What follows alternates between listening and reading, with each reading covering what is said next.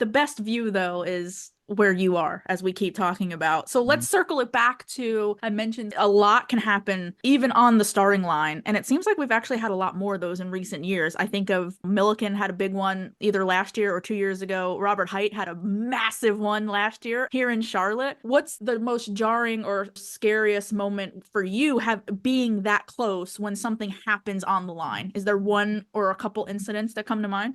I can go through a couple. Those two are two that I was starting for and were right there. Heights was a little further out. He got away from the start line and then it blew up, but it was very violent. Like you could feel the percussion come back past us and everything from it. No pieces or anything on that. Maybe a little heat because it was a good fireball, but It was a massive fireball. You talk about the percussion, and even those of us, I had gone back inside at that point, so I wasn't out there. But being in the media center, that right there, Roberts was unbelievable. I think yeah. everybody in the facility felt it.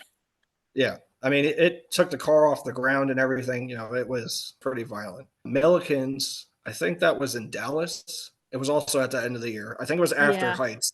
I had said after Milliken did it, I was like, I think they're coming after me now because Milliken, I don't think even rotated the tire once, and that thing erupted. And that one through heat, fuel, parts. We were getting rained on that one. I don't think I flinched. I may have done that, but normally I try to stay pretty stoic. But that one, you could only get so far with the cord for the starting switch away from them. I'm usually behind the tires depending on the track because every starting line's a little different. And I mean, he had to be no less than 10 feet away from me when it popped, and it was good.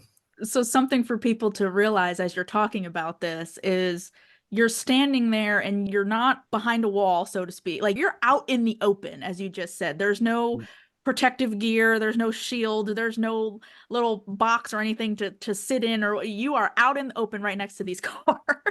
Yeah, yeah, keeps you on your toes. That's why you got to be paying attention to everything, the looks, the sounds. You could pick up on something just because it sounds different, and to be ready possibly if you have to be.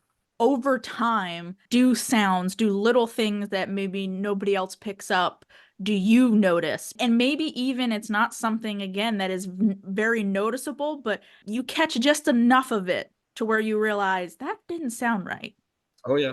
Even sometimes you can look at the team's posture and you could get an idea of like, okay, they don't like the way this looks or sounds, so something's not right. And that usually it ends up with the car smoking the tires immediately or something of that sort, not grenading in your face. There's nothing you can do about it though, right? Like even if you know something doesn't seem right, what can you do? If it's not leaking, I can't really shut it off because Right. the team's going to argue with me on that. If it's leaking, I have a valid reason to shut it off. If it just sounds weird, I'll kind of try to lock eyes with a crew chief and like do like a, you good with this?